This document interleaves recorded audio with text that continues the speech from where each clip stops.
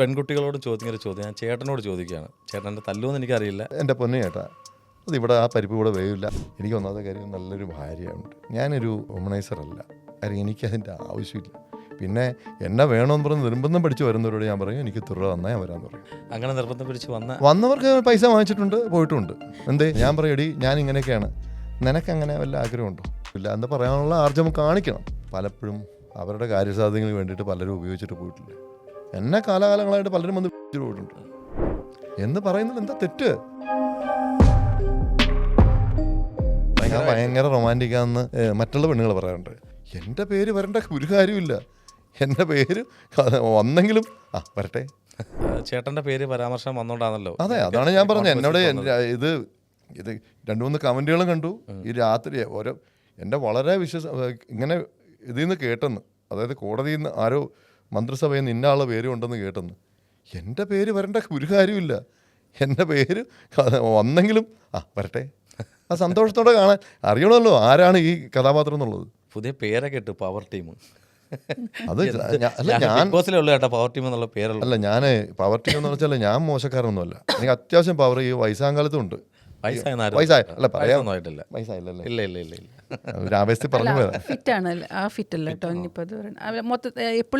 ഞാൻ എപ്പോഴും എൻ്റെ ബോഡി ശരിക്കും സൂക്ഷിക്കണം. അത് ചത്ത് കിടന്നാലും ചമഞ്ഞ് കിടക്കുക എന്നുള്ള രീതിയിൽ അക്കാര്യത്തിൽ രണ്ടുപേരും അതിലേക്കുള്ള. അതെ അതെ. നമ്മൾ ഇപ്പോഴും ഈ 50 അടുക്കുന്നു. അപ്പോഴും നമ്മൾ ഫിറ്റായിട്ട് തന്നെയാണ് പോകുന്നത്. രാവിലെ വർക്കൗട്ടുണ്ട് അല്ലേ, ഒരുമിച്ചാണ് പോകുന്നത്. എല്ലാ പെൺകുട്ടികളോടും ചോദിക്കുന്ന ഒരു ചോദ്യം ഞാൻ ചേട്ടനോട് ചോദിക്കുകയാണ്. ചേട്ടൻ്റെ തല്ലുമെന്ന് എനിക്കറിയില്ല. ഞാൻ നിങ്ങൾ എന്ത് ചോദിച്ചാലും ഞാൻ നിങ്ങളെ എന്ത് ചോദിക്കാനുള്ള സ്വാതന്ത്ര്യമുണ്ട്. താങ്ക് യു ചേട്ടാ. അപ്പോൾ ചേട്ടാ, എല്ലാവരും ചോദിക്കുന്നത് പെൺകുട്ടികളൊരു ആങ്കർ വെച്ചു കിടന്നു കൊടുത്തിട്ടാണ് ഇതിനകത്ത് വന്നതെന്ന്. ചേട്ടൻ അങ്ങനെ ആരെങ്കിലും യൂസ് ചെയ്യാൻ നോക്കിയിട്ടുണ്ടോ? ഏതെങ്കിലും പ്രൊഡ്യൂസേഴ്സ്? ഞാൻ സിനിമ വരുന്നതിന് മുമ്പ് എൻ്റെ സിനിമയിൽ ഞാനൊരു പാവം പിടിച്ചതാണെങ്കിൽ ഞാൻ ചെയ്തിട്ടുള്ള ക്യാരക്ടറെല്ലാം ഭയങ്കര ക്രൂരൊക്കെ. അതെ അതെ അതെ അതെ. എൻ്റെ അടുത്ത് അങ്ങനെയുള്ള അപ്രോച്ച് ചെയ്യാനുള്ള ഒരു ചങ്കുറ്റം ആർക്കും ഇല്ല. ക്രൂരനായതുകൊണ്ട് ഒരിക്കലും പിന്നെ ഈ ചിലപ്പോൾ അടുത്ത് കഴിഞ്ഞാണ് എനിക്ക് ഇച്ചിരി സ്തയണം ഉണ്ടെന്നൊക്കെ പിന്നീടേ മനസ്സിലാവുള്ളൂ. അപ്പം ഞാൻ പിടിയും കൊടുക്കില്ല. ആ സ്റ്റൈല്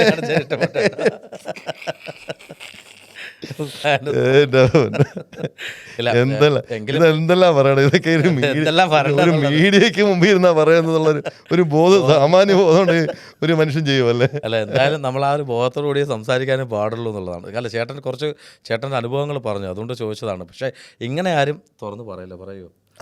ഞാൻ സ്റ്റക്കായിട്ടിരിക്കുക അതൊക്കെ കേട്ടിട്ട്. കാരണം എനിക്കറിയേണ്ടത്, ഞങ്ങൾ വീട്ടില് ഞങ്ങൾ ഈ ഓരോ കാര്യങ്ങൾ പറയുന്നത്, ഞങ്ങൾ അവിടെ കിടക്കുമ്പോഴും വീട്ടിലിരിക്കുമ്പോഴും ഡിസ്കസ് ചെയ്യുന്ന കാര്യമാണ്. നമ്മളൊക്കെ ഓരോരുത്തർ ഈ പറഞ്ഞ പോലെ തന്നെ പലപ്പോഴും അവരുടെ കാര്യസാധ്യങ്ങൾക്ക് വേണ്ടിയിട്ട് പലരും ഉപയോഗിച്ചിട്ട് പോയിട്ടില്ലേ. ഞാനൊരു എന്താ പറയുക, വുമണൈസറല്ല. കാര്യം എനിക്കതിൻ്റെ ആവശ്യമില്ല. എനിക്ക് ഒന്നാമത്തെ കാര്യം നല്ലൊരു ഭാര്യയുണ്ട്. പിന്നെ എന്നെ വേണമെന്ന് പറഞ്ഞ് നിർബന്ധം പഠിച്ച് വരുന്നവരോട് ഞാൻ പറയും എനിക്ക് തുറ തന്നാൽ ഞാൻ വരാമെന്ന് പറയും. എന്തേ അങ്ങനെ നിർബന്ധം പിടിച്ച് വന്നവർക്ക് പൈസ വാങ്ങിച്ചിട്ടുണ്ട്, പോയിട്ടുണ്ട്. എന്തേ അത് വിടാം, നമുക്ക് വേറെ അല്ലല്ല കേൾക്കാം. ഇത് മാത്രമേ ഉള്ളൂ നമ്മുടെ ഇന്റർവ്യൂ. അല്ല, ഇന്റർവ്യൂ നമ്മൾ അദ്ദേഹത്തിന് പറയണമല്ലോ തീർച്ചയായിട്ടും. രമ്യക്ക് ഈ ടോപ്പിക്ക് അത്ര എന്താ രമ്യ സംസാരിക്കണ്ട? നാണമല്ലോ രമ്യക്ക്? നാണമല്ല ചേട്ടൻ, ഇനിയും എന്താ പറഞ്ഞേ? ഞാൻ എന്ത് മോശമാണ്? ഞാൻ ഇത് എന്താ ഇന്ന് സംഭവിക്കുക? എന്താ പ്രശ്നം? എന്താണ് ഇത് മോശം എന്ന് പറഞ്ഞാൽ അത് മലയാളിയുടെ ഒരു കോൺസെപ്റ്റാണത്. അങ്ങനെയൊന്നുമില്ല, ഇതില് മോശമൊന്നുമില്ല. അദ്ദേഹത്തിന്റെ കാര്യമല്ല, എന്റെ കാര്യമല്ല ഞാൻ പറയുന്നത്. എന്ത് പറയണു? പുള്ളിക്കാർക്ക് കുഴപ്പമില്ല. അതായത് രമ്യക്ക് എന്താ പ്രശ്നം? അയ്യോ, എനിക്കറിയേണ്ട കുറച്ച് കാര്യങ്ങളുണ്ട്. എന്താ എന്താണ് ഹേമ കമ്മിറ്റി? എനിക്കറിയില്ല. എനിക്ക് ഇതിനെ പറ്റിയൊന്നും ഇപ്പൊ ഈ ഇടയ്ക്കാണ് ഇതിനെ പറ്റി കേൾക്കുന്നത്. ഞാനിത് അറിയാൻ വേണ്ടിയിട്ടാട്ടോ. ഈ സ്ത്രീകൾക്ക് എതിരെയുള്ള പീഡനങ്ങൾ സിനിമയിൽ ഇതാണെന്നറിയാൻ അന്വേഷിക്കാൻ വേണ്ടി ഗവൺമെന്റ് ഏർപ്പെടുത്തിയ ഒരു അതെ ഒരു റിട്ടയർഡ് ഹൈക്കോടതി ജഡ്ജസ് ആണ് അവർ അന്വേഷിച്ചപ്പോൾ ഇവിടെ സിനിമയിൽ നടക്കുന്ന പല നടിമാരും കൊടുത്ത മൊഴിയുടെ അടിസ്ഥാനത്തിലാണ് അവർ ഫേക്കായിട്ട് കൊടുക്കുകയോ കൊടുക്കാതിരിക്കുകയോ ഒന്നുമല്ല. അവർക്ക് ചില ഈ പറഞ്ഞ പോലെ തന്നെ അതായത് അമ്മേ എന്ന് വിളിക്കുന്നത് അമ്മ എന്ന് വിളിച്ച് കാണണം. കുറച്ച് പറയുമ്പം ഇത്തിരി ഡോസ്, പക്ഷെ അത് കൊടുത്തതിന് അത് നാളെ ഇതിൻ്റെ ഒരു തിരിച്ചൊരു സാധനം ബൂമറാങ്ക് പോലെ തിരിച്ചൊരു സാധനം വരും. അതുകൂടെ സഹിക്കാൻ ഇവരെല്ലാം തയ്യാറായിരിക്കും. അതെ അതെ അതെ പറഞ്ഞവരൊക്കെ ഈ പറഞ്ഞവരെല്ലാം തിരിച്ചു വരും. കാര്യം എന്ന് വെച്ചാൽ അത് കാര്യം നടന്ന സംഭവം പറയാം. കൂട്ടി എന്തെങ്കിലും പറഞ്ഞിട്ടുണ്ടെങ്കിൽ നാളെ തിരിച്ചവർക്ക് കിട്ടും. അമ്മയെന്ന് പറഞ്ഞപ്പോഴാണ് ഇപ്പോൾ അമ്മ സംഘടനയിൽ റിഹേഴ്സലൊക്കെ നടന്നുകൊണ്ടിരിക്കുകയാണ് അല്ലേ? അവിടെ ഇപ്പോൾ ഇതിനെക്കുറിച്ച് ചർച്ചയൊക്കെ ഉണ്ടോ? ഈ ഒരു കാര്യം അവർക്കൊന്നും ഇതിനെപ്പറ്റി ഒന്നും അടുത്ത പടം ഏതാണ്, അടുത്ത സ്റ്റെപ്പാന്ന് ആലോചിച്ചുകൊണ്ടിരിക്കുമ്പോൾ ഇതിനെപ്പറ്റി സംസാരിക്കാൻ അവിടെ ആരും ഒന്നും ഇതിനെപ്പറ്റി ഈ ജനങ്ങൾ മാത്രമേ ഇത്ര ടെൻഷൻ ആവുന്നുള്ളന്നേ. അവിടെയെങ്കിലും ഇതിനെപ്പറ്റി ആരും സംസാരിക്കാറ് പോലും ഇല്ല. അതാണ് സത്യം. ചിലപ്പോൾ ഈ പറഞ്ഞ ആൾക്കാരായിരിക്കും കൂടെ ഡാൻസ് ചെയ്യുന്നത്. അവരൊക്കെ നല്ല സുഹൃത്തുക്കളും സംസാരിക്കുന്ന ഇപ്പോഴും ഒരുമിച്ച് ഒരേ ഇതിൽ വർക്ക് ചെയ്യുന്നതാണ്. കോണ്ടാക്ട് ഉള്ളവരുണ്ട്, സംസാരിക്കുന്നവരുണ്ട്. വെളിയിൽ നിൽക്കുന്നവർക്കാണ് ഈ പ്രശ്നം മുഴുവൻ. അവർക്കൊന്നും അപ്പോൾ സുരക്ഷയുടെ കാര്യത്തിൽ പ്രശ്നമൊന്നുമില്ല. സ്ത്രീകൾക്ക് സുരക്ഷിത ആണല്ലോ അല്ലേ അതിനകത്ത്. ഞാൻ നേരത്തെ കാര്യം പറഞ്ഞില്ലേ, സുരക്ഷ എന്ന് പറഞ്ഞാൽ വിളിച്ച് അഭിനയിപ്പിച്ചാൽ മാത്രമേ സുരക്ഷ വരുള്ളൂ. ഈ ക്യാരക്ടറില്ലേ പിന്നെ ഇവിടുന്ന് സുരക്ഷയുടെ വിഷയം. ഒരു സിനിമ ഇറങ്ങുമ്പോൾ അതിനകത്ത് വേഷം ഇല്ലെന്നുണ്ടെങ്കിൽ പിന്നെ സുരക്ഷയുടെ ആവശ്യമില്ലല്ലോ, വീട്ടിലിരുന്നാൽ പോരെ. ഒരു സ്ത്രീക്ക് ഇപ്പോൾ ഒരുപാട് ഇഷ്ടം കൊണ്ടായിരിക്കും, ഒരുപാട് അവരുടെ ഒരു ആഗ്രഹമായിരിക്കും ഒരു സിനിമയിൽ അഭിനയിക്കണം എന്നുള്ളത്. അങ്ങനെ വരുന്നവരുണ്ട് ഇഷ്ടം പോലെ അല്ലേ. ചിലവർക്കത് കട്ടായിട്ട് പറയാം എനിക്ക് വേണ്ട എന്നുള്ള രീതിയിൽ, ചിലവർക്കത് എനിക്ക് അഭിനയിക്കണം എന്നുള്ള ആഗ്രഹം കൊണ്ട് മിണ്ടാതിരിക്കുന്നുണ്ടാവാം. പക്ഷേ ഒരു സ്ത്രീ ഒരു സിനിമയിൽ അഭിനയിക്കുമ്പോൾ ആ സ്ത്രീയുടെ സുരക്ഷ അവിടെ പിന്നെ മീൻസ് അതിൻ്റെ റെസ്പോൺസിബിലിറ്റി ആ ഒരു ടീമല്ലേ ചെയ്യേണ്ടത്. അപ്പോൾ അത് കറക്റ്റായിട്ട് ചെയ്യുന്നുണ്ട് ചേട്ടൻ. ഇപ്പോൾ അഭിനയിക്കുന്ന ഒരാൾ എന്നുള്ള രീതിയിൽ ചോദിക്കാൻ ഞാൻ അങ്ങനെ ചെയ്യുന്നതായിട്ട് ചേട്ടന് തോന്നിയിട്ടുണ്ടോ? ഒരു ലേഡി ഒരു സിനിമയിൽ അഭിനയിക്കാൻ വന്നു, ഈ റൂമിൽ തട്ടുന്നതല്ല പരാതി. അല്ല മൊത്തത്തിൽ ഏതെങ്കിലും അഭിനയിക്കാൻ വന്ന ലൊക്കേഷൻ വെച്ചിട്ട് സമയം ഒരു ലൊക്കേഷൻ ഒരു നല്ല വൃത്തിയുള്ള സ്ഥലം ഒന്നും കൊടുക്കാത്തവരുണ്ട്. അതൊക്കെ എന്താന്നുള്ളതാണ് നമ്മൾ കാണുന്ന ലോകം അങ്ങനെയല്ല. അതുകൊണ്ടുള്ള അങ്ങനെയുള്ള സിനിമയിൽ ഇപ്പോഴത്തെ കണ്ടീഷനിൽ ഇപ്പോൾ ഈ ഒരു 10 വർഷമായിട്ട് കാരവനുണ്ട് ഡ്രസ്സ് മാറ്റാൻ അവർക്ക് കൊടുക്കുന്നുണ്ട്. ഇപ്പം ജൂനിയർ ആർട്ടിസ്റ്റായിട്ട് വരുന്നവർക്ക് അവർക്ക് ഡ്രസ്സ് മാറ്റാനുള്ള സൗകര്യം കൊടുക്കുന്നുണ്ട്. അതാ ഞാൻ ചോദിച്ചത്. പുറത്തുനിന്ന് നിൽക്കുമ്പോൾ നല്ല മോടിയോട് കൂടി കാണുന്ന സംഭവം തെന്നിത്തെറിച്ച് 2-3 സംഭവങ്ങൾ 1-2 സംഭവങ്ങൾ എവിടെയെങ്കിലും ഉണ്ടായിക്കാണും. ചെറിയ ചെറിയ ബഡ്ജറ്റ് കുറഞ്ഞ പടങ്ങളിൽ ചിലപ്പം ഡ്രസ്സ് മാറാനായിട്ട് ചില വീടുകളിൽ പോകേണ്ടി വരും. മനസ്സിലായി. ഇവിടെ 1 കോടി രൂപയുടെ പടം എടുക്കുന്ന 50 ലക്ഷം രൂപയുടെ പടം ഇറങ്ങുന്നുണ്ട് ഇപ്പോഴത്തെ കണ്ടീഷനിൽ. ഇവിടെ 50 കോടി രൂപയുടെ പടം ഇറങ്ങുന്നുണ്ട് ഇല്ലേ. അവിടെ ആദ്യത്തെ ഫെസിലിറ്റി ഇല്ലാത്ത ചെറിയ പടം, ഇതിപ്പോൾ ഗുലാൻ തട്ടിയിടാന്ന് പറഞ്ഞാൽ ചെറിയ പടമാണ്. അതിനകത്ത് കാരവനില്ല. കാരവൻ എടുക്കാനായിട്ട് പ്രൊഡ്യൂസർക്ക് പൈസയില്ല. നമ്മൾ തൊട്ടടുത്ത് വീട്ടിൽ പോയിരുന്ന് മേക്കപ്പ് വേണ്ടി വരും, അല്ലെങ്കിൽ എവിടെയെങ്കിലും പോയിരുന്ന് അഭിനയിക്കാൻ തന്നെ ലേഡികൾ തൊട്ടടുത്ത് ഉണ്ടെങ്കിൽ അവരാ തൊട്ടടുത്ത് വീട്ടിൽ പോയി ഡ്രസ്സ് മാറേണ്ടി വരും.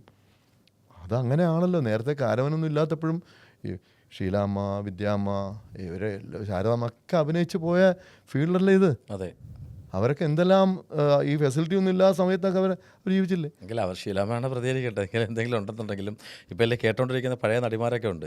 അവരൊക്കെ ഇത് കേൾക്കുമ്പോൾ അവർ ചിരിക്കുക. അല്ല, ശാരദാമ്മയൊക്കെ ഓൾറെഡി പറഞ്ഞു ഇങ്ങനെയൊക്കെ ആയിരുന്നു പണ്ട് എന്നുള്ളത്. എന്നാൽ സിനിമ ബാലൻ എന്നുള്ള സിനിമ തൊട്ട് ഇങ്ങനെയൊക്കെ കാണും, ഇല്ലെന്ന് പറയുന്നില്ല.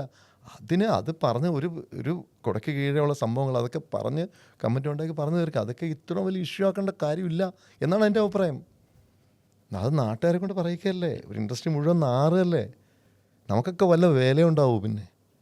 പക്ഷേ എന്നാൽ വില പോയാലും ഷോ മസ്റ്റ് ഗോ ഓൺ ഇല്ലേ. സിനിമ നാളെ കൂട്ടിക്കെട്ടി പോവല്ല. ഇവിടെ ജനങ്ങൾ ഇതുള്ള സാധനം തൊട്ട് മലയാള സിനിമ ഉണ്ടാവും. അവിടെ ചിലപ്പം നാളെ ഇവിടെ നമ്മളാരും ഇല്ലെങ്കിലും പുതിയ തലമുറ വന്നിട്ട് സിനിമ നടന്നു പോകും ഇല്ലേ. ചേട്ടാ, ഇത് വൈൻഡപ്പ് അല്ല. അല്ലെങ്കിൽ പോലും നമ്മുടെ ക്യാമറ നോക്കിയിട്ട് പറയാം, ഈ വരുന്ന തലമുറകൾക്ക്, ഇനി വരാൻ പോകുന്ന ഹീറോയിൻസ്, ആക്ട്രസിന് അവർക്ക് പറയാനുള്ളത് കാര്യം ഈ പറഞ്ഞ കഥയുമായിട്ട് ചേട്ടന് യോജിപ്പിച്ച് പറയാം. ഞാനൊരു കാര്യം വ്യക്തമായിട്ട് പറയാം, എല്ലാവരും പറയാം. ഈ സംഭവങ്ങളൊക്കെ വന്നത് ചിലപ്പോൾ ഒരു നല്ലതിന് വേണ്ടിയിട്ടായിരിക്കും. ഇവിടെ ഒന്നും ആരോടും ഇനിയുള്ള ഒരു മോശമായിട്ട് ആരോടും തമാശയ്ക്ക് പോലും ഒന്നും പറയാൻ നിൽക്കില്ല, യാതൊരു സംശയമില്ല. കാരണം ഇപ്പം തന്നെ ഇനി ഒരുമാതിരിപ്പെട്ടവരൊന്നും ഇനി വളരെ നോക്കിയും കണ്ടൊക്കെ സിനിമയിൽ വയ്ക്കുള്ളൂ. വച്ചു കഴിഞ്ഞാൽ അത് മാനദണ്ഡങ്ങൾ വെച്ചിട്ട് അവരുടെ എല്ലാം കണ്ടീഷൻസിലൊക്കെ അത് പ്രൊഡ്യൂസർമാരെ തന്നെ നിൽക്കുകയുള്ളൂ. നടന്മാരെല്ലാവരും ഈ ഒരു സുന്ദരിയായ പെണ്ണിനെ കണ്ടു കഴിഞ്ഞാൽ അവരോട് പിന്നെ ചിലപ്പോൾ അപ്രോച്ച് ചെയ്യുന്നവരുണ്ടാവാം. അത് അപ്പം തന്നെ എൻ്റെ പൊന്നു ചേട്ടാ അതിവിടെ ആ പരിപ്പ് കൂടെ വേവില്ല എന്ന് പറയാനുള്ള ആർജവം കാണിക്കണം. അവിടെ തീരാവുന്ന പ്രശ്നമേ ഉള്ളൂ. പിന്നെ അപ്പോൾ ഒരു കമ്മീഷൻ്റെ ആവശ്യമില്ല ഇവിടെ. ചോദിച്ചാൽ നോ പറയാ, തീർന്നു അവിടെ. നോ പറഞ്ഞാൽ തീരാവുന്ന പ്രശ്നമേ ഉള്ളൂ. മനസ്സിലായില്ലേ? എൻ്റെ ഒന്നും ആവശ്യമില്ല, സംസാരത്തിന്റെ ആവശ്യമില്ല, ഒരു സംസാരത്തിൻ്റെ ആവശ്യമില്ല, പേപ്പേഴ്സിന്റെ ആവശ്യമില്ല, ഒന്നും ആവശ്യമില്ല. ഇല്ലേ? സത്യമല്ലേ ഞാൻ പറഞ്ഞു? തീർച്ചയായിട്ടും തീർച്ചയായിട്ടും. ഒരു നോ, ഒരു വാക്ക് നോ ആ. ഒന്ന് കണ്ടിട്ട് കാണിച്ചാൽ തീരാവുന്ന പ്രശ്നമുള്ളൂ ഇവിടെ. അപ്പോൾ ചിലപ്പോൾ ആ സിനിമ കിട്ടില്ലായിരിക്കാം. വേണ്ട, അടുത്ത ജോലിക്ക് പോകണം. വിദ്യാഭ്യാസം ഉള്ളതല്ലേ. മനസ്സിലായല്ലേ? ചേട്ടൻ്റെ ഞാൻ പലരുടെ ഇൻ്റർവ്യൂ എടുത്തിട്ടുണ്ട്. പക്ഷേ ചേട്ടന് ഭയങ്കര രസമല്ലായിരുന്നു ഇൻ്റർവ്യൂ. രസം മാത്രമല്ല കേട്ടോ, ചേട്ടൻ്റെ സംസാരം കേട്ടോണ്ട് ജെന്യൂൻ ആയിട്ടുള്ള കുറേ സംസാരങ്ങൾ വന്നു. കാര്യം ജനങ്ങൾക്ക് ആവശ്യമുള്ള, ഈ മലയാളിക്ക് ആവശ്യമുള്ള കുറച്ച് പൊടിപ്പും ഒരു മുത്തുച്ചിപ്പ് വായിക്കുന്ന അതാണ് ഞാൻ പറയാൻ വന്ന ആ വാക്ക്. അല്ലേ? അവിടെ ചിരിക്കുന്നുണ്ട്. അല്ല, അത് യൂഷ്വലി അത് പിന്നെ ദിവസവും കേൾക്കുന്നതാണ്. ഇതിൽ ഞങ്ങൾ ഫ്രണ്ട്സാണ്. ഞങ്ങൾ നല്ല, എൻ്റെ ഏറ്റവും വലിയ സുഹൃത്തെന്ന് പറഞ്ഞ എൻ്റെ ഭാര്യയാണ്. ഞങ്ങൾ സംസാരിക്കാതെ ഞാൻ പറയും, എടി ഞാൻ ഇങ്ങനെയൊക്കെയാണ്, നിനക്കങ്ങനെ വല്ല ആഗ്രഹമുണ്ടോ? പിന്നെ ഞാൻ ചോദിച്ചു, എന്താ നിനക്ക് എങ്ങനെ? എൻ്റെ പൊന്ന്, എനിക്ക് ജീവിച്ചാൽ മതി, എനിക്ക് ഈ ഒരു അവതാരത്തിൻ്റെ കൂടെ അങ്ങ് ജീവിച്ച് തീർത്താൽ മതിയെന്ന്. സിനിമാ നടനാവുമെന്ന് വിചാരിച്ചിരുന്നോ കല്യാണം കഴിച്ചപ്പോൾ? ഇല്ല, സിനിമാ നടനല്ലായിരുന്നല്ലോ എന്നെ കല്യാണം കഴിക്കുമ്പോൾ. അതായത് ആവുമെന്ന് വിചാരിച്ചിരുന്നോ? ഇല്ലില്ല. ഇല്ല. പണ്ട് കല്യാണം കഴിക്കുന്ന സമയത്ത് പറഞ്ഞിട്ടുണ്ടായിരുന്നു അല്ലേ, അങ്ങനെ ഒരു ഇൻ്റർവ്യൂവിൽ കേട്ടു, നിന്നിപ്പോൾ കെട്ടാനൊന്നും പോകണില്ല, നല്ല ഗ്ലാമറുള്ള പയ്യനാണെന്നൊക്കെ പറഞ്ഞു. ഒന്ന് അത് പറയും തോറും സുധേച്ചേട്ടൻ ചിരിച്ച് ഭയങ്കര ചിരിയാണ്. പറയൂ, അതെന്തായിരുന്നു? അത് പെണ്ണ് കാണാൻ വന്നിട്ട് പോയായിരുന്നല്ലോ. അപ്പം നമ്മുടെ അത് കേൾക്കുമ്പോൾ ഒരു മനസ്സുഖം അല്ലേ? അല്ല, ഇവര് കാണാൻ വന്നിട്ട് പോയപ്പം ഞാൻ ശരിക്കും മെലിഞ്ഞ് സാധാരണയായിട്ടൊരു ആളായിരുന്നു. ഇത് പുള്ളി നല്ല ഹൈറ്റും കളറും ഒക്കെ ആയിട്ട് വന്നപ്പോൾ എൻ്റെ റിലേറ്റീവ് ഒക്കെ പറഞ്ഞു, ഇത് വന്ന് കണ്ടിട്ട് പോവുകയുള്ളൂ, ഇഷ്ടപ്പെടുകയൊന്നുമില്ല. ആർക്ക് ചേട്ടൻ ഇഷ്ടപ്പെടത്തില്ലെന്ന്. അപ്പോൾ അങ്ങനെയാന്നൊക്കെ പറഞ്ഞു. അപ്പം ഞാനിങ്ങനെ അമ്പലമൊക്കെ ഉണ്ടല്ലോ വീടിൻ്റെ അടുത്ത്. അപ്പം ഞാൻ അങ്ങോട്ട് പഠിക്കാൻ പോകുമ്പോഴത്തേക്ക് അവിടെ പ്രാർത്ഥിക്കുന്നത്, എന്നെ തന്നെ കെട്ടണേ, എന്നെ ഇഷ്ടപ്പെടണേ എന്നൊക്കെ പ്രാർത്ഥിച്ചു. അപ്പോൾ പോസിറ്റീവായിട്ട് തന്നെയാണ് പറഞ്ഞത്. കണ്ടപ്പോൾ തന്നെ ഇഷ്ടമാണെന്ന് പറഞ്ഞു, ഇഷ്ടമായെന്ന് പറഞ്ഞു. അന്ന് പറഞ്ഞിട്ട് പോയെങ്കിലും എനിക്കങ്ങനെ വിശ്വാസമൊന്നും ഇല്ലായിരുന്നു, നടക്കുമെന്നുള്ളത് അല്ലേ? അറിയില്ലായിരുന്നു. പിന്നെ നടന്നു. ചേട്ടാ കണ്ടപ്പോഴേ ഇഷ്ടപ്പെട്ടു, അത് സംസാരിച്ച് ക്വാളിറ്റി ഉണ്ടെന്ന് വെച്ചിട്ടാണ് ഇഷ്ടമെന്ന് പറഞ്ഞത്. ഇന്ന് ഇവക്ക് ഞാൻ പെണ്ണാണൻ ചെന്ന് ഇവക്ക് പ്രായപൂർത്തിയായിട്ടില്ല. 17 വയസ്സ്. അത് കല്യാണം അത് കഴിഞ്ഞിട്ട് കഴിഞ്ഞിട്ട് പിന്നെ ഒരു വർഷം കഴിഞ്ഞിട്ട് 17 വയസ്സിൽ ഇങ്ങനെ സംസാരിച്ചു. 17 വയസ്സിലാണ് ഇത് കഴിഞ്ഞത്. ഇവരുടെ സിസ്റ്ററുടെ കല്യാണത്തിന് വന്ന ലീവിന് വന്ന അങ്ങനെ കണ്ടതാ. ലീവിന് വന്നപ്പോൾ പെണ്ണാണൻ ചെന്നപ്പം ഒരു സാധാരണ, എൻ്റെ ഒരു മനസ്സിലാഗ്രഹമായിരുന്നു, അതീവ സുന്ദരിമാരൊന്നും കിട്ടരുത്, സാധാരണ വീട്ടിൽ നിന്ന് സാധാരണ ഒരു പെണ്ണിനെ കിട്ടണം, നാടൻ പെൺകുട്ടി. ഈ കാച്ചെണ്ണയുടെ മണവും തുളസിക്കതിര്, അത് ഈ മറ്റേ കാച്ചെണ്ണ തേച്ച കൂന്തളത്തിൻ്റെ കാറ്റേറ്റപ്പോഴും അതുപോലെ ആയിരുന്നു. അപ്പോൾ നടന്ന് കാറ്റ് വരുമ്പോൾ ഈ റൊമാൻറ്റിക് ആയിട്ടുള്ള വേഴ്സൊക്കെ അറിയാം. അയ്യോ, ഞാൻ ഭയങ്കര റൊമാൻറ്റിക്കാന്ന് മറ്റുള്ള പെണ്ണുങ്ങൾ പറയാറുണ്ട്, ഇവൾ പറയാറില്ല. ഇവർക്ക് എന്താ അറിഞ്ഞുകൂടുന്നേ അല്ലേ? അറിയാം. അങ്ങനെ അതൊക്കെ കണ്ടപ്പോൾ അതൊക്കെ ഇഷ്ടപ്പെട്ടു, കാച്ചിയെണ്ണയുടെ മണമൊക്കെ വന്നപ്പോൾ ഇഷ്ടപ്പെട്ടു. അതെ, അങ്ങനെ സംസാരിച്ചു. പിന്നെ അല്ല, ഞാൻ പറഞ്ഞു നിന്നെ എനിക്ക് ഇഷ്ടമാന്ന് പറഞ്ഞപ്പം അവൾക്ക് വിശ്വസിക്കാൻ പറ്റില്ല. കാരണം പ്രാർത്ഥിച്ചേ, അമ്പലത്തിലെ വേണ്ടുവോളം പ്രാർത്ഥിച്ചിട്ടുണ്ടല്ലേ? അങ്ങനെ പ്രാർത്ഥിച്ച് കിട്ടിയ മുതലാണ് ഈ ഇരിക്കുന്നത്. പിന്നെ എങ്ങനെ വിടും ചേട്ടാ? നല്ലൊരു തീരുമാനമായിരുന്നു അല്ലേ? നല്ല തീരുമാനം. കാരണം എൻ്റെ ജീവിതത്തിൽ എൻ്റെ ഭാഗ്യം എന്ന് പറഞ്ഞാൽ എന്നെ മനസ്സിലാക്കുന്ന ഒരു ഭാര്യ എനിക്ക് കിട്ടിയെന്നുള്ളതാണ്. ഏതെങ്കിലും ഒരു ഭർത്താവിന് ഒരു ഭാര്യ ഇരുത്തിക്കൊണ്ട് ഇങ്ങനെ ബുദ്ധിയില്ലായ്മയായിരിക്കും ചിലപ്പോൾ എൻ്റെ, അല്ലെങ്കിൽ ഇവളുടെ ബുദ്ധിയില്ലായ്മയായിരിക്കാം, ഇങ്ങനെയൊക്കെ പറയുന്നത്. ഇപ്പം രമ്യ അവിടെ ഇരുന്ന് വേർക്കുന്ന ഞാൻ ഫീൽ ചെയ്യുന്നുണ്ട് ഞാനൊരു കാര്യം പറയുമ്പോഴും.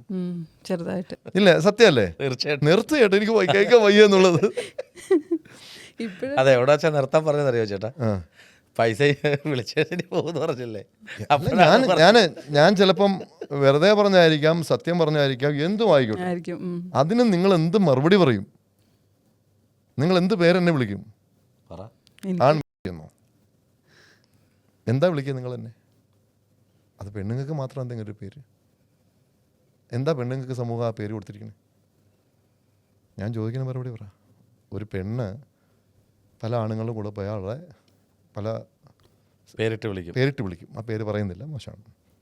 പക്ഷേ എന്നെ എന്തുകൊണ്ട് നിങ്ങൾ വിളിക്കുന്നില്ല എന്നോ?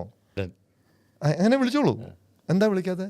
ചേട്ടാ, ഇത്തരത്തിലുള്ള കാര്യങ്ങൾ നേരത്തെ ഏതെങ്കിലും ഞാനൊന്നും പറഞ്ഞിട്ടില്ല. ഞാൻ ഈ ഭ്രാന്ത് കുറച്ച് ദിവസമായിട്ട് ഇത് ഞാനൊന്ന് എല്ലാം കലങ്ങി തെളിയട്ടല്ലേ? ആസിഫ് അലി തെളിയട്ടെ, ആ ഇതോടെ തീരട്ടെ. ആസിഫ് അലി? ആസിഫ് അലി പ്രശ്നത്തിൽ ഈ കിടന്ന് അവിടെ ഭയങ്കര വിഷയം ഉണ്ടാക്കണം. അതെ അതെ അതെ. ആസിഫ് അലിക്ക് പ്രശ്നമില്ല. ഇല്ല, ആസിഫ് അലി പുള്ളിക്കാരൻ അറിഞ്ഞിട്ട് പോലും ഇല്ല, ആ മൈൻഡിൽ പോലും കാണാം. മൈൻഡിൽ പോലും ഇല്ല. അതെ അതെ. പിറ്റേ ദിവസം രാവിലെ ആസിഫ് അലി നോക്കുമ്പോൾ എനിക്കൊപ്പം എന്തിനാണ് അപ്പോൾ എല്ലാവരും കൂടെ നിൽക്കണേ? അങ്ങനെ ഒരു ഫ്രസ്ട്രേഷൻ അടിച്ചിട്ട് ഒന്നാമത്തെ കാര്യം അതെ. കാലിന് വയ്യാത്ത ആള് അയാൾക്ക് എന്തോ ഇൻസൾട്ട് ഫീൽ ചെയ്തു. ആസിഫ് അലിയുടെ കൈ കൊണ്ട് വാങ്ങിച്ച് കുറഞ്ഞു പോയി എന്ന്. ആസിഫ് അലി വേണ്ട, ആസിഫ് അലിയുടെ പണിക്ക് പോയി. അതെ. ഇത് ജനങ്ങൾ ഏറ്റെടുത്തു, എല്ലാവരും കൂടെ ആസിഫ് അലി. ഞാൻ പറഞ്ഞു നിർത്തടാ പോയി, എന്തിനാ വെറുതെ? ആസിഫ് അലിക്ക് പ്രശ്നമില്ല, നിങ്ങൾക്കൊക്കെ എന്താണ് പ്രശ്നം എന്ന് പറഞ്ഞിട്ട് എന്നെ പൊങ്കാലിടുമായിരുന്നു. സോഷ്യൽ മീഡിയയിൽ ഫുള്ള് രാവിലെയൊക്കെ അതായിരുന്നു, ഒരു വാർത്തയായിരുന്നു ആസിഫ് അലിയോടൊപ്പം ചങ്ക് ആസിഫ് അലി എന്നൊക്കെ പറഞ്ഞു. എന്തിനാന്നേ? ആസിഫ് അലി എന്ന് പറഞ്ഞൊരു കലാകാരൻ, നല്ലൊരു നടനാണ് അല്ലേ, അടിപൊളി നടനാണ്. ആ പുള്ളിയുടെ സിനിമ തിയേറ്ററിൽ ഓടിയാലല്ലേ ഈ നടനുള്ളൂ, അതേ ഉള്ളൂ. ഇല്ലേ? അതെ അതെ, തീർച്ചയായിട്ടും. അത് ഇവരെ ഈ സപ്പോർട്ട് ചെയ്യുന്നവർ ആരും ആളെ കയറ്റി പടം ഓടിക്കില്ല. ഒരിക്കലും ഇല്ല. ഇത് തന്നെ ഞാൻ പറഞ്ഞത്. അദ്ദേഹത്തിൻ്റെ പടം 2 ഇറങ്ങി. ഇതിന് എത്ര രൂപ ലാഭം കിട്ടുന്നു എന്ന് മാത്രം നോക്കുക. ഞാൻ അഭിനയിച്ച പടം പ്രൊഡ്യൂസർക്ക് എത്ര ലാഭം കിട്ടി, അവിടെ മാത്രം ശ്രദ്ധിച്ച് മുന്നോട്ട് പോവുക. ഒരു സിനിമ ഇറങ്ങുമ്പോൾ ഞാനിത് 2 പടം, ഈ വരുന്ന 28-ാം തീയതി കണ്ണൻ താമരക്കുളത്തിൻ്റെ വിരുന്നിറങ്ങുന്നു. ആ സിനിമയുടെ ഒപ്പം യാത്ര ചെയ്തുകൊണ്ടിരിക്കുക, പോസ്റ്റുകളിട്ട് പ്രൊമോഷൻ വേണ്ടി ഞാൻ നടന്നുകൊണ്ടിരിക്കുക. അത് തിയേറ്ററിലെത്തിച്ച് ജനങ്ങളിലെത്തിച്ച് ആ പ്രൊഡ്യൂസർക്ക് 10 രൂപ ലാഭം ഉണ്ടാക്കി എൻ്റെ ക്യാരക്ടറും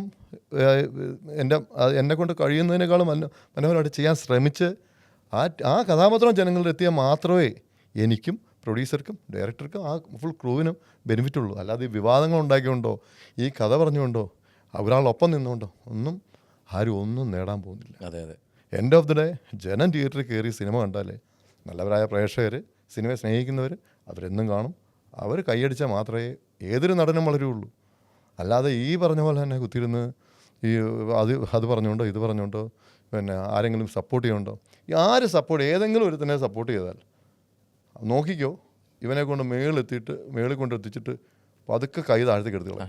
ആ വീഴ്ച എന്നുണ്ടോ ഭയങ്കര വീഴ്ചയായിരിക്കും അത്. ഒരുത്തൻ്റെ കണ്ണീരിൽ നിന്ന് നമ്മൾ ഒരിക്കലും നമ്മൾ വളർന്നോ, പക്ഷെ ഒരുത്തൻ്റെ കണ്ണീര് പാടില്ല എൻ്റെ ബാക്കിൽ.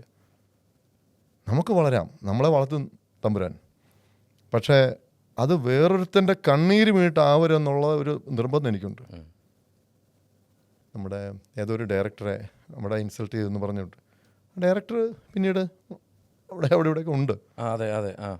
പക്ഷേ ആ കണ്ണീര് വീഴുന്ന ഞാൻ എൻ്റെ സുഹൃത്താണ് പോലും പറഞ്ഞത്, അത് പാടില്ലായിരുന്നാണ് ഞാൻ പറഞ്ഞു. കാരണം നമുക്ക് ആ ഒരു മനസ്സിലായില്ല, ആ ഒരു സമയത്തൊരു സുഖം കിട്ടും. ആളുകളെല്ലാം നമ്മളെ താങ്ങുന്നുണ്ടല്ലോ, എല്ലാവരും മാറിക്കളയും. ആ ഒരു സീസൺ കഴിഞ്ഞ് കഴിഞ്ഞാൽ പിന്നെ അതിനെപ്പറ്റി ആരും പറയില്ല. പാർട്ടികൾ ടൈം കഴിഞ്ഞ് കഴിഞ്ഞാൽ പിന്നെ അതിനെപ്പറ്റി ഒന്നും ആരും പറയില്ല. നമ്മളുടെ വീഴ്ച ഭയങ്കരമായിരിക്കും. അത് ഒരു പ്രകൃതി ബൂമറാങ് പോലെ തിരിച്ചു വരും നമുക്ക്. തീർച്ചയായിട്ടും അത് വരും ചേട്ടാ. അതിപ്പോൾ ഇപ്പം കമ്പ്യൂട്ടർ സിസ്റ്റമാണ്, ഇപ്പോൾ ഉടനെ സ്പോട്ടിൽ നമ്മൾ ഈ പറഞ്ഞ പോലെ തന്നെ പാടത്ത് പണിയെടുത്തിട്ട് വരുമ്പത്തിൽ ചെല്ലുമ്പോഴേ എൻ്റെ കൂലി കിട്ടും. അതെ അതെ അതെ. നേരത്തെ മുമ്പൊക്കെ ആണെങ്കിൽ കുറച്ച് പിന്നെ ആയിരുന്നു, ഇപ്പം അങ്ങനെ ആ സ്പോട്ടിൽ കിട്ടും. അതെ അതെ. ഇപ്പം ചേട്ടൻ്റെ ഗുരുനാഥനായിട്ട് വിനയൻ സാറ് ഇപ്പം 2 ദിവസം മുമ്പ് ഒരു പത്രം, എൻ്റെ ഗുരുനാഥന്മാർ 2-3 പേരുണ്ട്. ജോണി ആൻ്റണിയാണ് എൻ്റെ സിനിമയിൽ എൻ്റെ ഗുരുതുല്യനായിട്ട്. കാരണം എൻ്റെ അഭിനയത്തിൻ്റെ പാഠങ്ങൾ എനിക്ക് പഠിച്ചു തന്നത്, ഇങ്ങനെ ചെയ്താൽ സുഖീരം നന്നായിരിക്കും, ക്യാമറയുടെ മുമ്പിൽ ഇങ്ങനെ നിൽക്കണമെന്ന് പറഞ്ഞു. ഏത് ആദ്യത്തെ പടം? എൻ്റെ സിനിമ ജോണിച്ചേട്ടൻ്റെ 10ഓളം സിനിമ ഞാൻ ചെയ്തിട്ടുണ്ട്. 8 പടം. ഇപ്പൊ ജോണിച്ചേട്ടൻ തന്നെ അഭിനയിക്കുന്നുണ്ടല്ലോ അല്ലേ? ജോണിച്ചേട്ടൻ കാരണം ഞാൻ പറഞ്ഞു നല്ലൊരു നടനും കൂടിയാണല്ലേ അദ്ദേഹം. ഭയങ്കര ഞാൻ ചോദിക്കാൻ വന്ന അതല്ല, ഇപ്പം വിനയൻ സാർ ഇപ്പം നല്ലൊരു ഗുരുനാഥൻ തന്നെയാണ് അദ്ദേഹം. 2 ദിവസം വിനയൻ സാർ എന്ന് പറഞ്ഞാൽ ഗുരു തുല്യനാണ് അദ്ദേഹം. എന്താ പറയുക, എന്നെ ഡ്രാക്കുള എന്നുള്ള സിനിമ, അത് എൻ്റെ ലൈഫിൽ എന്നെ അറിയപ്പെടുന്നത് തന്നെ ഡ്രാക്കുള സുധീർ എന്നാണ്, ഇല്ലേ? ഏത് സുധീർ എന്ന് ചോദിച്ചു കഴിഞ്ഞാൽ അടുത്ത് ചോദിക്കുന്ന ഡ്രാക്കുള സുധീർ. അങ്ങനെയാണ് ഒമറും കണ്ണനൊക്കെ ടൈറ്റിൽ തന്നെ വെച്ചിരിക്കുന്നത് ഡ്രാക്കുള സുധീർ എന്നാണ്. ബ്രാൻഡ് നെയിം ആക്കിയത് അത് വിനയ സാർ തന്ന എൻ്റെ ഗുരുതുല്യനാണ്. എന്താ പറയുക, ഞാൻ വിനയ സാറിൻ്റെ ആയിട്ട് കുറച്ചാൾ സൗന്ദര്യ പണക്കായിട്ട് മാറും. ഇത് പറഞ്ഞ തന്നെ നമ്മളൊരു ചെറിയ പിണങ്ങിയിരിക്കുമ്പോൾ സ്ക്രൂ കയറ്റത്തിനൊക്കെ ഇഷ്ടംപോലെ പേര് സ്ക്രൂ കയറ്റത്തിന്. നമ്മൾ ചിലപ്പോൾ നമ്മൾ ബ്ലാങ്ക് ആയി പോകും, നമ്മളത് വിശ്വസിച്ച് പോകും. പക്ഷേ ഈ സ്ക്രൂ കയറ്റുന്നവരെല്ലാം നമ്മൾ സേഫായിരിക്കും, അവർ സേഫായിട്ട് നിന്നുകൊണ്ട് നമുക്ക് സ്ക്രൂ കയറ്റി തരും. എന്നിട്ട് നമ്മൾ അനുഭവിക്കേണ്ടത് നമ്മളാണ്. ഞാൻ അവസാനം സാറിനെ പോയി കണ്ട്, വീട്ടിൽ പോയി കണ്ട്, ഞാൻ പറഞ്ഞു സാറേ, ഞാൻ സാറിനോട് എന്തെങ്കിലും തെറ്റിയിട്ടുണ്ടെങ്കിൽ ക്ഷമിക്കുക. കാര്യം അത് കഴിഞ്ഞിട്ട് ഞാൻ ഒരുപാട് അനുഭവിച്ചു. എനിക്ക് വയ്യാതെ വന്നു. ഞാൻ പറഞ്ഞില്ലേ, വയ്യാതെ വന്നപ്പം എൻ്റെ കുടുംബവും എൻ്റെ വിരലെണ്ണാവുന്ന കൂട്ടുകാരും ചങ്കായിട്ടുള്ള എന്തിനും തയ്യാറായിട്ടുള്ള അവരെ ഉള്ളായിരുന്നല്ലോ കൂടെ. അവരെ ഉണ്ടായിരുന്നുള്ളൂ. മനസ്സിലായില്ലേ? ഈ പറഞ്ഞ സ്ക്രൂ കയറ്റി തന്നവരോ ഒന്നും തിരിഞ്ഞു പോലും നോക്കിയിട്ടില്ല. അല്ല, അദ്ദേഹത്തിൻ്റെ ആ പത്രസമ്മേളനം ചേട്ടൻ കണ്ടോന്ന് എനിക്കറിയില്ല. ഒരു ന്യൂസ് ഉണ്ടായിരുന്നു, അതിനകത്ത് അദ്ദേഹം കൊടുക്കുന്നൊരു ബൈറ്റുണ്ട്. അപ്പം ഇൻഡസ്ട്രിയിൽ വെച്ചിട്ട് ആരെയോ തല്ലുകയും അവിടെ വെച്ചിട്ട് തന്നെ മാപ്പ് പറയുകയും ചെയ്യുമെന്ന് പറഞ്ഞു. ഒരു ഇപ്പോൾ പ്രഗത്ഭനായിട്ടുള്ളൊരു ഹീറോ ആണെന്നും ഒരു നടനാണെന്നും പറഞ്ഞിട്ടാണ് പറഞ്ഞത്. അങ്ങനെ ഒരു സംഭവം ഏതെങ്കിലും സെറ്റിൽ കേട്ടിട്ടുണ്ടോ ചേട്ടൻ? എനിക്കറിയില്ല, എനിക്ക് അതിനെ പറ്റിയൊന്നും കേട്ടിട്ടില്ല. അത് ഞാനല്ല, എന്നെ ഉദ്ദേശിച്ചായിരിക്കും. ചേട്ടനാണെന്നല്ല പറഞ്ഞത്. അതങ്ങനെ കേട്ടിട്ടുണ്ടോ? അങ്ങനെ എന്തെങ്കിലും ഞാൻ കേട്ടിട്ടില്ല. അദ്ദേഹത്തിൻ്റെ സെറ്റിൽ വെച്ചിട്ട് സംഭവിച്ചത് ഒന്നുമില്ല. അല്ല, എല്ലാം തുറന്നു പറയുന്ന ആളാണ്. ഇപ്പം കള്ളം പറയില്ല, നമുക്ക് നന്നായിട്ട് അറിയില്ല. ഇല്ല, എനിക്കറിയില്ല. അറിഞ്ഞെങ്കിൽ ഞാൻ ആണെന്ന് തന്നെ പറയും. എന്തിനാ പറയണ്ടേ? ഞാൻ പറഞ്ഞില്ലേ, ഞാൻ മറ്റുള്ളവരുടെ കാര്യം ഞാൻ തുറക്കാതെ ഉള്ളൂ. ഞാൻ എൻ്റെ ജീവിതം തുറന്ന പുസ്തകമാണ്. ഇപ്പോൾ തുറന്ന പുസ്തകമല്ലേ കാണിച്ചപ്പോൾ രമ്യ എനിക്ക് ഓടാൻ പോയത്. രമ്യ മതി എന്ന് പറഞ്ഞ് പോകാൻ പോയി. ഇല്ല, ഞാൻ പറഞ്ഞില്ല, എനിക്ക് മടി കാനമില്ല ഭായി. ഞാൻ ആരെയും പേടിക്കുന്നില്ല. ഞാൻ മറ്റുള്ളവരെ പറ്റി ഞാൻ പറയുന്നില്ല, എൻ്റെ കാര്യങ്ങളെ ഞാൻ പറയുന്നുള്ളൂ. ഞാൻ ആരെങ്കിലും പറ്റി ഒരു മോശം പറഞ്ഞു ഒരിക്കലും പറഞ്ഞില്ല. ഞാൻ എന്നെയാണ് ഞാൻ പറയുന്നത്. അതെ അതെ അതെ. എൻ്റെ കുടുംബത്തിനെ പറ്റിയാണ്. ഇപ്പം നാളെ എനിക്കെതിരെ സുധീർ പീഡിപ്പിച്ചെന്ന് പറഞ്ഞ് ആരും വരില്ല. സുധീറിനെ പീഡിപ്പിച്ചെന്ന് പറഞ്ഞ് എനിക്ക് പറയാം. ചേട്ടന് പറയാത്. ചേട്ടൻ പോകുന്നില്ല, ഞാൻ പീഡിപ്പിക്കാൻ പോകുന്നില്ല. എന്നെ കാലാകാലങ്ങളായിട്ട് പലരും വന്ന് പീഡിപ്പിച്ചു പോയിട്ടുണ്ട് എന്ന് പറയുന്നതിൽ എന്താ തെറ്റ്? ചേട്ടാ, മക്കളെ കുറിച്ചൊന്ന് പറയോ? പ്രിയയുടെ 19ാമത്തെ വയസ്സിൽ മൂത്തവൻ, എൻ്റെ 25ാമത്തെ വയസ്സിൽ മൂത്തവനിപ്പം 25 വയസ്സാകാൻ പോകുന്നു. ഇളയാൾക്ക് 22 ആവുന്നു. ഇതാണ് 2 മക്കൾ, 2 ആൺപിള്ളേരാണ്. 2 പേരും കാനഡയിലാണ്. ഒരാൾ ജോലി ചെയ്യുന്നു, ഒരാളുടെ പഠിത്തം കഴിഞ്ഞ് ഇപ്പം ജോലിയിലേക്ക് കയറാൻ പോകുന്നു. സേഫ്. അതാ ചേട്ടൻ നേരത്തെ പറഞ്ഞില്ലേ? ഞാൻ പറഞ്ഞില്ലേ, എനിക്ക് പിള്ളേർ അവരെ ഇഷ്ടമുള്ളവരെ കല്യാണം കഴിക്കാം, ഇഷ്ടമുള്ള പോലെ ജീവിക്കാം, ഒന്നുമില്ല. ആരെ വേണമെങ്കിലും, ഏത് മതത്തിൽ നിന്നും ഏത് ജാതിയിൽ നിന്നും എന്ത് വേണമെങ്കിലും കല്യാണം കഴിക്കാം.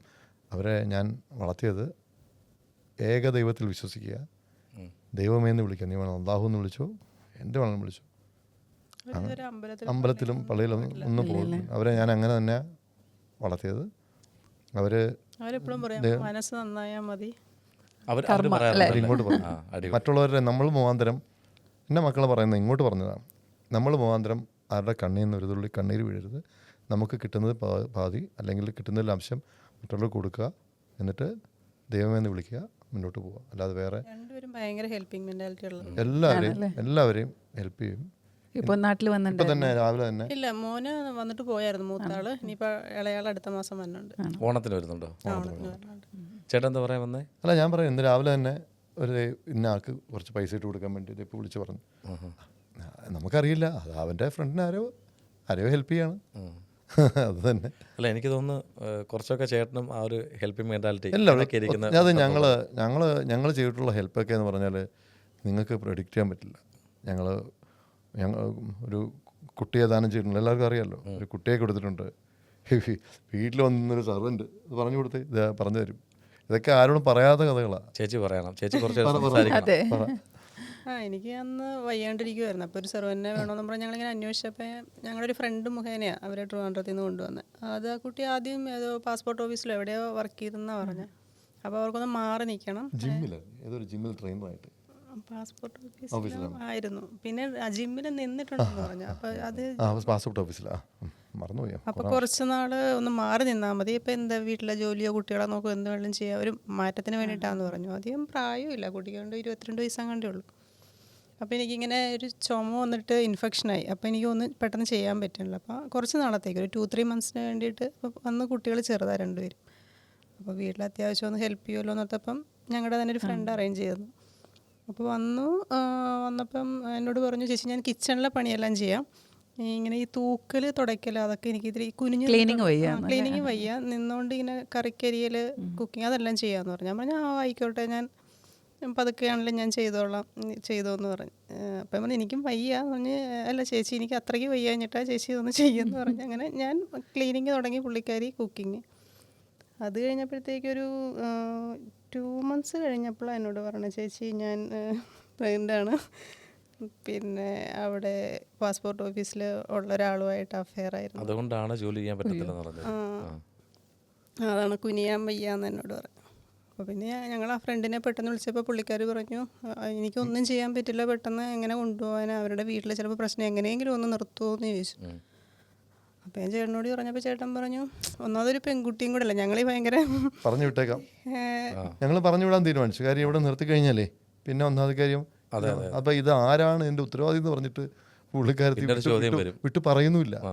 ഇത് ആരാളെന്ന് ചോദിച്ചപ്പോൾ ലാസ്റ്റ് ഞങ്ങൾ പറഞ്ഞു വിടും. ഈ കൊണ്ടാക്കിയവരെയൊക്കെ കൊണ്ടുവന്നു സംസാരിച്ച് പറഞ്ഞു വിടാൻ തീരുമാനിച്ചപ്പോൾ കരഞ്ഞിട്ട് പ്രിയയുടെ കാലാലിക്ക് വേണം ചേച്ചി ഈ അവസരത്തിൽ പറഞ്ഞു വിടുന്നത്, ആളുടെ പേര് ഇന്ന പേരാണ്, ആളെ ഞാൻ വിളിച്ചു വരുത്താം, അയാൾ വന്നിട്ട് ഞാൻ പൊക്കോളാം എന്ന് പറഞ്ഞു. അങ്ങനെ ഞങ്ങൾ വിളിച്ചു വരുത്തിയല്ലേ. അപ്പോൾ പറഞ്ഞ പാസ്പോർട്ട് ഓഫീസല്ല, പുള്ളിയിൽ ഒരു മെഡിക്കൽ റെപ്പായിരുന്നു. അങ്ങനെ വന്നു. അപ്പോൾ അയാൾ കോയമ്പത്തൂർ എവിടെ ഒരു കമ്പനി ജോലി ചെയ്യാന്ന് പറഞ്ഞു. അങ്ങനെ കോയമ്പത്തൂരിൽ നിന്ന് പുള്ളി വരാൻ വേണ്ടി ഞങ്ങളുടെ കൂടെ വെയിറ്റ് ചെയ്തിട്ട് റെയിൽവേ സ്റ്റേഷനിൽ ഇറങ്ങി വന്നുകൊണ്ടിരിക്കുകയെന്ന് പറഞ്ഞിട്ട് അരമണിക്കൂർ റെയിൽവേ സ്റ്റേഷനിൽ നിന്ന് ഒരു ഓട്ടോ പിടിച്ച് വീട്ടിലേക്ക് വരാനായിട്ട് 5 മിനിറ്റേ ഉള്ളൂ, 10 മിനിറ്റ്. അരമണിക്കൂർ കഴിഞ്ഞിട്ടും വരുന്നില്ല. കുറച്ച് കഴിഞ്ഞ് താഴെ വന്നു എന്ന് പറഞ്ഞു. ഞാൻ ഇറങ്ങി ലിഫ്റ്റ് ഇറങ്ങി താഴെ ചെന്നപ്പോൾ താഴെ ആരെയും കാണുന്നില്ല. ഇവിടെ ആരെങ്കിലും വണ്ടി വന്നോ, ഓട്ടോ ഒന്നും വന്നില്ല. ഇവിടെ ആരും നിൽപ്പുണ്ടോ നോക്കിയപ്പോഴത്തേക്ക് ഒരു കയ്യിലേക്ക് കൊടുത്ത് ഒരു കീറ കയ്യിലല്ല, ഒരു അതുപോലത്തെ ഒരു മുണ്ട് കൊടുത്ത് ഒരു കാക്കി ഷർട്ടൊക്കെ ഇട്ടിട്ട് ഒരു ബാഗ് തൂക്കി ഒരുത്ത് നിൽക്കണം. നോക്കിയപ്പോഴത്തേക്ക് ഈ കള്ളവണ്ടി കയറിയൊക്കെ ട്രെയിനകത്ത് വന്ന ഈ പേരില്ലേ അതുപോലെ ഒരുത്തൻ. എന്നിട്ട് ഞാൻ ഇന്ന ആളാണെന്ന് ചോദിച്ചു. പറഞ്ഞ യെസ് ഇംഗ്ലീഷ്. ഞാൻ പറഞ്ഞ അപ്പോൾ ഇംഗ്ലീഷ് അല്ല. എന്നിട്ട് വാട്ട്സ് യുവർ നെയിം? അപ്പോൾ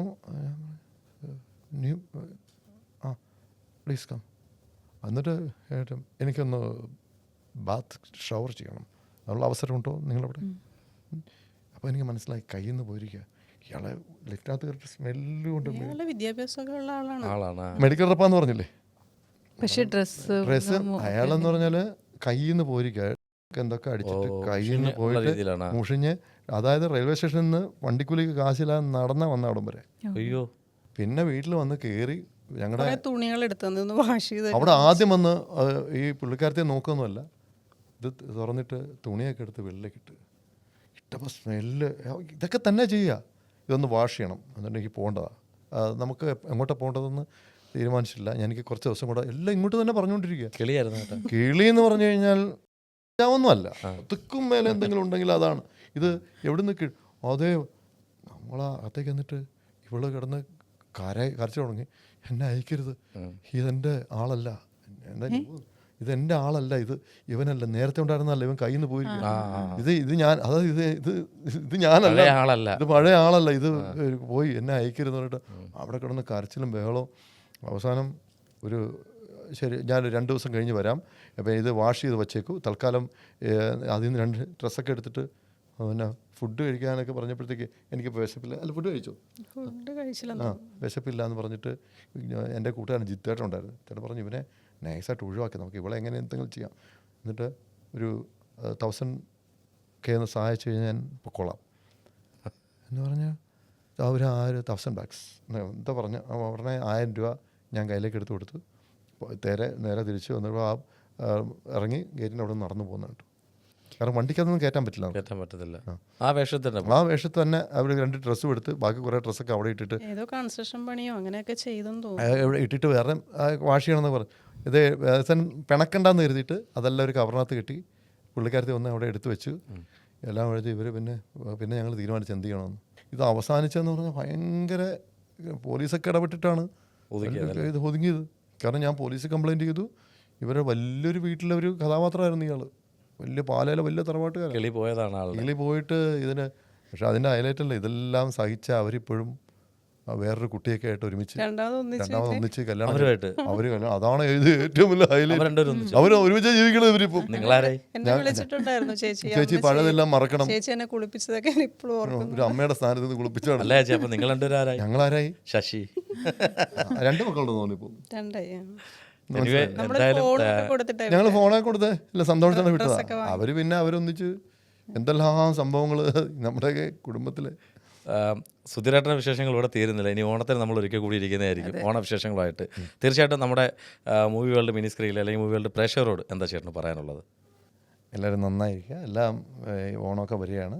എന്താ പറയുക, നമ്മൾ ഓണമൊന്നും ആഘോഷിക്കാൻ പറ്റിയൊരു മാനസികാവസ്ഥയിലല്ല.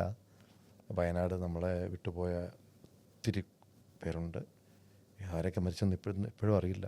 മണ്ണിനടിയിൽ കിടക്കുന്ന ഒരുപാട് ശരീരങ്ങളുണ്ട്. അവിടെ കൂട്ടിൽ നഷ്ടപ്പെട്ടവരുണ്ട്. എല്ലാവരും അവർക്ക് വേണ്ടി പ്രാർത്ഥിക്കണം.